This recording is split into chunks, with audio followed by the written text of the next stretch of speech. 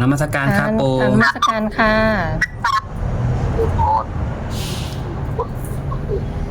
ครับปูได้ยินไหมครับปูได้ยินอยู่อ๋อครับครับเมื่อกี้มันมีเสียงแทรกครับปูเสียงขาดไม่หายครับได้ยินชัดป่ะนี่ครับครับชัดแล้วครับปูเอาเจริญพรจันโยมปู่ทุกคนทุกอำเภอทุกจังหวัดครับฝันดีแล้ว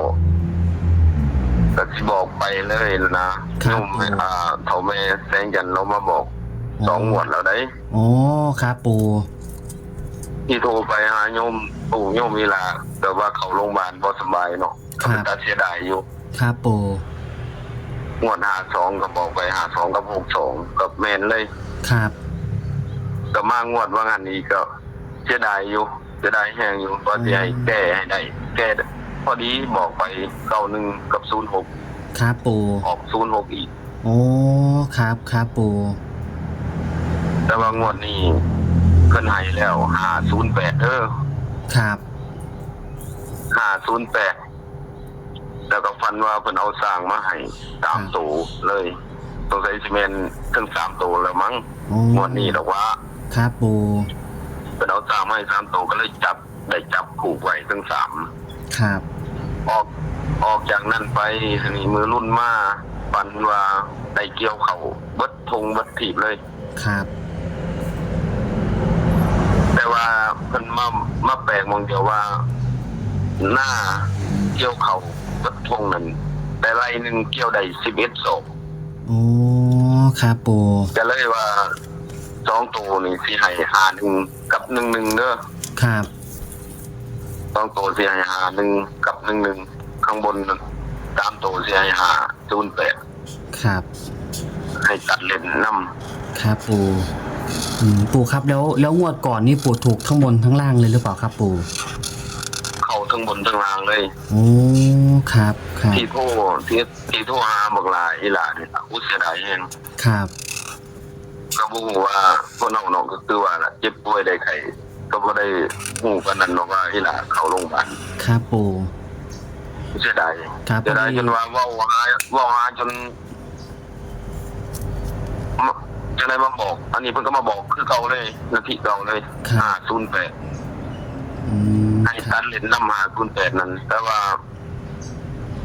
2-3 มื้อมาฝันอีกว่าได้เกี่ยวเขาอยู่เบิดทงเลยครับแต่ว่ามันมาแปลกอย่างเดียวว่าเกี่ยวเข้าไปนั่นเพิ่นบอกว่าหน้าแต่ละไรหนึ่งนี่เกี่ยวได้แค่11ศพครับนี่ล่ะก็เลยว่าเลข2ตัวล่างนี่คันเป็นไปได้นี่51กับ11นี่มาเลยโอ้ครับปู่ประมาณนี้ล่ะครับครับปู่แล้วงวดก่อนนี่ปู่ได้บอกใครไหมครับเลขบนล่างงวดก่อนนะครับปู่บอกหลายอยู่ยะโสนี่ถึงคักเลยโอ้ครับยะโสพนมไพร100เอ็ดเป็นคือคักครับเพิ่นโทรมาเอาสวยๆกับเพชรบุรีเมืองเพชรบุรีก็โทรมาครับก็บอกไปก็ถึงเลยมันก็ถึงหลายอยู่ตัวนี้ผมก็เลยโทรมาเอาหมวด06ของอันนี้มันก็โทรมาอีกครับโทรหาหมวดอีหลาบอกลาบ่ติดก็เลยเพิ่นบ่ทะวางโทรศัพท์นั่นล่ะเพิ่นก็เลยโทรมาหาก็เลยบอกเพิ่นว่ากันเป็นไปได้391ให้เพิ่นเด้โอ้ครับปู่ให้เพิ่น391กับ09กับ06แค่นี้โอ้ครับครับปู่ก็เกือบเข้า3ตัวเลยครับโอ้แสดงว่ามันเกือบถูก3ตัวเลยใช่ไหมครับปู่แม่นเกือบถึง3ตัวให้เพิ่น391ครับมันออก392ครับแต่ว่าเพิ่นมาได้2ตัว006นั่นล่ะครับปู่แต่นี่ฟัน2 มือ3 มือได้นี่508โตกันก็ให้กันแค่509ยันขึ้นแต้มเดียวเท่านั้นล่ะครับ2ตัวนี้ว่าคันเป็นไปได้นี่2ตัวมาเลย51คันบ่51เลยทันทีเลยโอ้ครับครับปู่เพราะว่าเพิ่นว่าเกี่ยวเขาไปเบิดทงเบิดผ่าน่ะแต่ได้ไหมครับหน้าไรนึงเกี่ยวไปนี่ได้แค่11ศพเพิ่นบอกจังซี่เลยครับ อ้หน้าคือหน้าบักหลายคือเกี่ยวไปตัดใจสอบแล้วคือมาได้ชีวิตสอบเนาะเป็นวางที่ โอ้ครับครับปู่ ก็ เพิ่น ก็เลยว่าคันบ่หาหนึ่งเลยข้างหลังงวดนี้ ครับ แต่ครับข้างบนนี่ชักสีมั่นใจแล้วล่ะ580นี่เอา508นี่ว่าตรงๆเลยล่ะลองนี่ ครับปู่แล้ว เราไม่เราบอกนะ แล้วของงวดก่อนเจ้าแม่แสงจันทร์ก็เป็นคนมาบอกเหมือนกันใช่ไหมครับปู่ แม่นแกบอกเลยเดี๋ยวนี้แกบอกเลยแกสิมาบอกเลยเดี๋ยวนี้ ครับ ก็ภาวนาอยากให้ญาติโยมได้ทุกบ้านทุกอำเภอทุกจังหวัดนั่นแหละอยากให้มาเฮ็ดมาสร้างนำก็เลยภาวนาเราเบิ่งว่าจะตัวอยาหนีหลายให้เขาแน่พอดีก็เลยโทรหาบักหลายกับอีหล่าก็บ่ติดแล้วก็บ่รับก็เลยว่าไปใส่เนาะเป็นหยังเนาะก็บ่ได้นั่งเบิ่งหรอกว่าก็เลยไปเฮ็ดเบียกเลย ครับ ไปเฮ็ดเบียกพอแต่เมืองเพชรมันโทรมาก็เลยบอกเพิ่น391กับยะโสก็บอกเพิ่นเลย391กับ0609ก็แม่นอีหลีเพิ่นก็ได้2ตัว โอ้ครับครับ เพิ่นจะได้3ตัวแห้งคักเลยหมู่ยะโสเพิ่นโทรมาเดี๋ยวนี้เพิ่นก็โทรมาอยู่ โอ้ครับ แต่ก็เลยว่าใกล้มือจังเอาหมดเจ้าว่าซั่นเดี๋ยวสิบอกบักหลายอีหล่าสิบอกโยมทุกผู้ทุกจังหวัดไปอยู่วันซี่ ครับครับปู่ เมื่อก่อนโทรไปก็ว่าอีหล่ากับบักหลาบ่รับก็เลยว่าโอ้ยเป็นหยังเนาะแบบคิดนำอยู่แต่เสียดายแห้งเสียดายจนว่ามันแม่นเลยนะมันก็เพิ่นก็มาบอกย้ำ 2-3 มื้อเลยอันนี้ก็จำ3 มื้อเลย ครับ พอแต่คนตายตลอดเลยไงมีแต่ผู้เฒ่า โอ้งวดนี้ฝันเห็นแต่คนตายใช่ไหมครับปู่ แม่นตอนเล่นแต่คนตายเลย ผู้เฒ่า ครับ นี่แต่เอานั่นเอานี่มาให้เลยแต่เพิ่นบอกแล้วว่า508นี่มันเห็นแต่ผู้เฒ่าผู้ตายไปหลายปีแล้วล่ะ ครับ ก็เลยชักมั่นใจก็เลยว่าโทรหาบอกหลายหลายก็น่าก็เลยโทรไปวันเสาร์ แล้วในลักษณะที่เจ้าแม่แสงจันทร์เพื่อนมาให้นี่เพื่อนมาให้ในลักษณะไหนครับปู่ เราเพิ่นนี่เพิ่นสิบ่ค่อยบอกปัญหากันเพิ่นมาบอกเพิ่นก็สิบอกเป็นโตเลยบอกเป็นโตคือ508นี่เพิ่นบอกเป็นโตคือกัน โอ้ครับปู่ เพิ่นบอกเป็นโตแล้วทีนี้ก็เลยภาวนามึงว่าคันสิแม่นตัวนี้ให้ฝันให้ได้นั่นได้นี่ให้เพิ่นเอานั่นเอานี่มาให้ ครับ เพิ่นก็เลยเอาสร้างมาให้3ตัวมื้อคืนเอาสร้างมาให้3ตัวมื้อคืนเลยจับปูไว้ถึง3ตัว ครับ แต่วางเพิ่นมาบอกแล้วนั่นว่าได้เกี่ยวเขามือที่2มาได้เกี่ยวเขาเบิดทงเบิดทาแต่ว่าเพิ่นเว้าขึ้นมาได้จังได๋เพิ่นว่าหน้าไรนึงบักใหญ่อยู่เกี่ยวไปได้ใส่สอบได้แค่11ศพ อืม มืดหลายเด้เพิ่นวาจังซี่ ครับปู่ ก็เลยว่ามันสิเป็นลางมอก็มากบ่ได้บ่ทันได้ถามเพิ่นนะแต่ว่าสิภาวนาถามเพิ่นอยู่ว่า51กับ11ที่เว้านั่นสิเป็นลางมอ ครับ ไกลมือหรือโคงสุดท้ายจังสิบอกอีกนะครับ ครับปู่ กันใกล้มือสิออกประมาณ2 มื้อหรือ3 มื้อโทรมาเลยเดี๋ยวสิบอกเลยตัวใดตัวนั้นเลยสิบอกเป็นโตเลยนะบอกสิบ่บอกหลายสิบอกแค่ข้างบนลักนึงข้างล่างลักนึงตัวนี้เด้อจังซั่นตีเลยนะแบบง่ายๆเลย โอ้ครับครับปู่อืม เพราะว่าช่วงนี้มั่นใจเลยได้แต่โทรหาโยมมีหลาบักลาบ่ติดที่ลาเขาโรงพยาบาลนี่ ครับ โทรไปนี่บ่ติดแล้วบ่รับนี่ก็เลยบ่ได้ออกมาว่ามันสิแม่นบ่ ครับ ก็ไม่เห็นอีหลี อืม ตรงๆเลยมัน ครับปู่อืมครับแล้ว แล้ว งวดก่อน ครับ มี นะ ใครไปซื้อ392ไหมครับปู่